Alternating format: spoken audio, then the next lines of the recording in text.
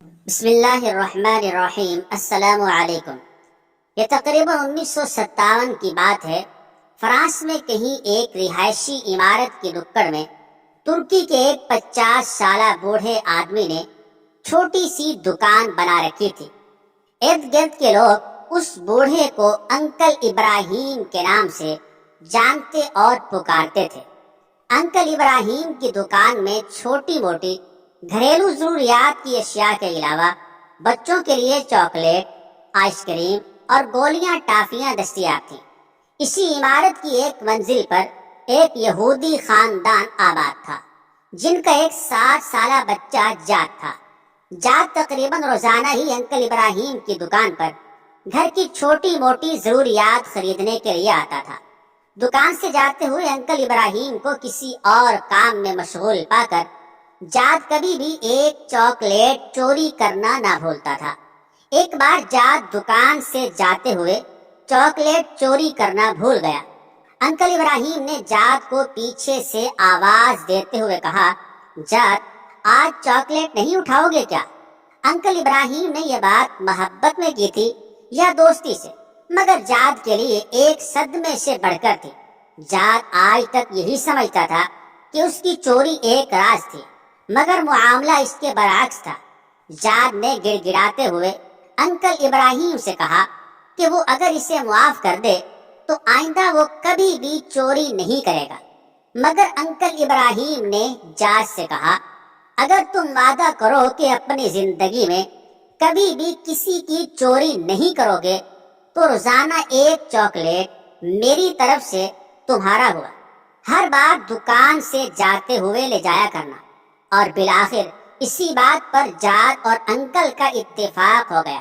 وقت گزرتا گیا اور اس یہودی بچے جاد اور انکل ابراہیم کی محبت گہری سے گہری ہوتی چلی گئی، بلکہ ایسا ہو گیا کہ انکل ابراہیم ہی جاد کے لیے باپ، ماں اور دوست کا درجہ اختیار کر چکا تھا۔ جاد کو جب کبھی کسی مسئلے کا سامنا ہوتا یا پریشانی ہوتی تو انکل ابراہیم سے ہی کہتا۔ ایسے میں انکل میز کی دراز سے ایک کتاب نکالتے اور جاد سے کہتے، کتاب کو کہیں سے بھی کھول کر دو۔ جاد کتاب کھولتا اور انکل وہیں سے 2 صفحے پڑھتا، جاد کو مسئلے کا حل بتاتا۔ جاد کا دل اطمینان پاتا اور وہ گھر کو چلا جاتا۔ اور اسی طرح ایک کے بعد ایک کرتے 17 سال گزر گئے۔ 17 سال کے بعد جب جاد 24 سال کا ایک نوجوان بنا تو انکل ابراہیم بھی اس حساب سے 67 سال کا ہو چکا تھا۔ دائی اجل کا بلاوا آیا اور انکل ابراہیم وفات پا گئے۔ اس نے اپنے بیٹوں کے پاس جاد کے لیے ایک صندوقچی چھوڑی تھی۔ اس کی وصیت تھی کہ اس کے مرنے کے بعد یہ صندوقچی اس یہودی نوجوان جاد کو تحفے میں دی جائے۔ جاد کو جب انکل کے بیٹوں نے صندوقچی دی اور اپنے والد کے مرنے کا بتایا تو جاد بہت غمگین ہوا، کیونکہ انکل ہی تو اس کا غم گسار اور مؤنس تھا۔ جاد نے صندوقچی کھول کر دیکھی تو اندر وہی کتاب تھی جسے کھول کر وہ انکل کو دیا کرتا تھا۔ جاد انکل کی نشانی گھر میں رکھ کر دوسرے کاموں میں مشغول ہو گیا، مگر ایک دن اسے کسی پریشانی نے آ گھیرا۔ آج انکل ہوتے تو اسے کتاب کھول کر 2 صفحے پڑھتے اور مسئلے کا حل سامنے آ جاتا۔ جاد کے ذہن میں انکل کا خیال آیا اور اس کے آنسو نکل آئے، کیوں نہ آج میں خود کوشش کروں۔ کتاب کھولتے ہوئے وہ اپنے آپ سے مخاطب ہوا، لیکن کتاب کی زبان اور لکھائی اس کی سمجھ سے بالاتر تھی۔ کتاب اٹھا کر اپنے تیونسی عرب دوست کے پاس گیا اور اسے کہا، مجھے اس میں سے 2 صفحے پڑھ کر سنا۔ مطلب پوچھا اور اپنے مسئلے کا اپنے تئیں حل نکالا۔ واپس جانے سے پہلے اس نے اپنے دوست سے پوچھا، یہ کیسی کتاب ہے؟ تیونسی نے کہا، یہ ہم مسلمانوں کی مقدس کتاب قرآن مجید ہے۔ جاد نے پوچھا، مسلمان کیسے بنتے ہیں؟ تیونسی نے کہا، کلمہ شہادت پڑھتے ہیں اور پھر شریعت مطہرہ پر عمل کرتے ہیں۔ جاد نے کہا، تو پھر سن لو، میں کہہ رہا ہوں، اشہد اللہ الہ الا اللہ و اشہد ان محمد رسول اللہ۔ جاد مسلمان ہو گیا اور اپنے لیے جاد اللہ القرآنی کا نام پسند کیا۔ نام کا اختیار اس کی قرآن سے والہانہ محبت کا کھلا ثبوت تھا۔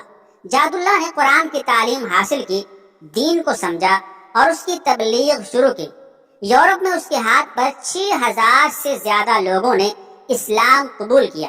ایک دن پرانے کاغذات دیکھتے ہوئے جاد اللہ کو انکل ابراہیم کے دیے ہوئے قرآن میں دنیا کا ایک نقشہ نظر آیا، جس میں بر اعظم افریقہ کے ارد گرد لکیر کھینچی ہوئی تھی اور انکل کے دستخط کیے ہوئے تھے۔ ساتھ میں انکل کے ہاتھ سے ہی یہ آیت کریمہ لکھی ہوئی تھی، ادعو الی سبیل ربک بالحکمت والموعظۃ الحسنہ۔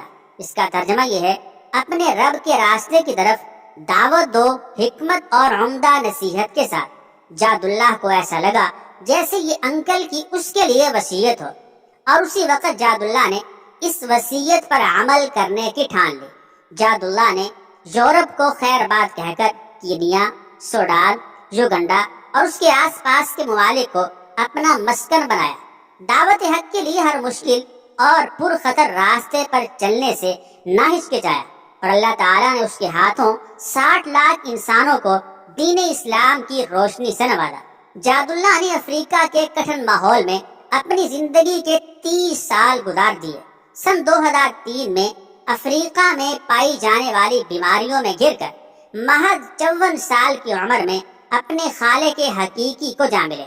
جاد اللہ کی محنت کے ثمرات اس کی وفات کے بعد بھی جاری رہے۔ وفات کے ٹھیک 2 سال بعد اس کی ماں نے 70 سال کی عمر میں اسلام قبول کیا۔ جاد اللہ اکثر یاد کیا کرتے تھے کہ انکل ابراہیم نے اس کے 17 سالوں میں کبھی بھی اسے غیر مسلم محسوس نہیں ہونے دیا، اور نہ ہی کبھی کہا کہ اسلام قبول کر لو، مگر اس کا رویہ ایسا تھا، اخلاق ایسا تھا کہ جاد کا اسلام قبول کیے بغیر چارہ نہ تھا۔ میرے دوستو، آخر میں صرف اتنا ہی کہوں گا کہ جتنا ہو سکے ہم اپنے اچھے کردار کو اجاگر کریں، کیونکہ ہماری زبان سے نکلی ہوئی بات سے ہو سکتا ہے کوئی انکار کر دے، لیکن جس بات کو ہم اپنے کردار سے اور دل کی گہرائیوں سے استوار کریں گے، اسے کوئی نہیں جھٹلا سکتا۔ ایک اور سبق آموز واقعہ سماعت فرمائیں۔ ایک نوجوان اپنے بوڑھے ماں باپ کے ساتھ کسی مہنگے ہوٹل میں کھانا کھانے گیا۔ ماں باپ تو نہیں چاہتے تھے، لیکن بیٹے کی خواہش تھی کہ وہ انہیں کسی مہنگے ہوٹل میں ضرور کھانا کھلائے گا۔ اسی لیے اس بیٹے نے اپنی پہلی تنخواہ ملنے کی خوشی میں ماں باپ جیسی عظیم ہستیوں کے ساتھ شہر کے مہنگے ہوٹل میں لنچ کرنے کا پروگرام بنایا۔ باپ کو راشی کی بیماری تھی، اس کا جسم ہر لمحہ کپ کپاہٹ میں رہتا تھا، اور ضعیفہ ماں کو دونوں آنکھوں سے کم دکھائی دیتا تھا۔ یہ شخص اپنی خستہ حالی اور بوڑھے ماں باپ کے ہمراہ جب ہوٹل میں داخل ہوا تو وہاں موجود امیر لوگوں نے سر سے پیر تک ان تینوں کو یوں عجیب و غریب نظروں سے دیکھا جیسے وہ غلطی سے وہاں آ گئے ہوں۔ کھانا کھانے کے لیے بیٹا اپنے دونوں ماں باپ کے درمیان بیٹھ گیا۔ وہ ایک نوالا اپنی ضعیفہ ماں کے منہ میں ڈالتا اور دوسرا نوالا بوڑھے باپ کے منہ میں۔ کھانے کے دوران کبھی کبھی راشی کی بیماری کے باعث باپ کا چہرہ ہل جاتا تو روٹی اور سالن کے ذرات باپ کے چہرے اور کپڑوں پر گر جاتے۔ یہی حالت ماں کے ساتھ بھی تھی۔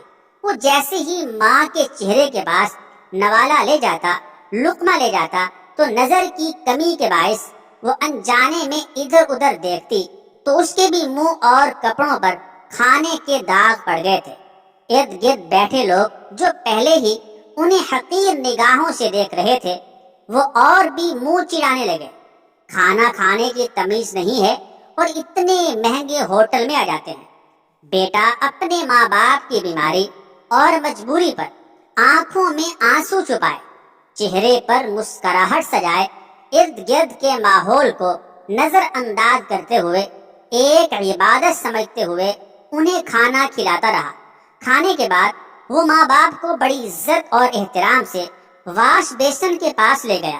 وہاں اپنے ہاتھوں سے ان کے چہرے صاف کیے، کپڑوں پر پڑے داغ دھوئے، اور جب وہ انہیں سہارا دیتے ہوئے باہر کی جانب جانے لگا، باہر کی طرف جانے لگا، تو پیچھے سے ہوٹل کے مینیجر نے آواز دی اور کہا، بیٹا تم ہم سب کے لیے ایک قیمتی چیز یہاں چھوڑے جا رہے ہو۔ اس نوجوان نے حیرانگی سے پلٹ کر پوچھا کیا چیز؟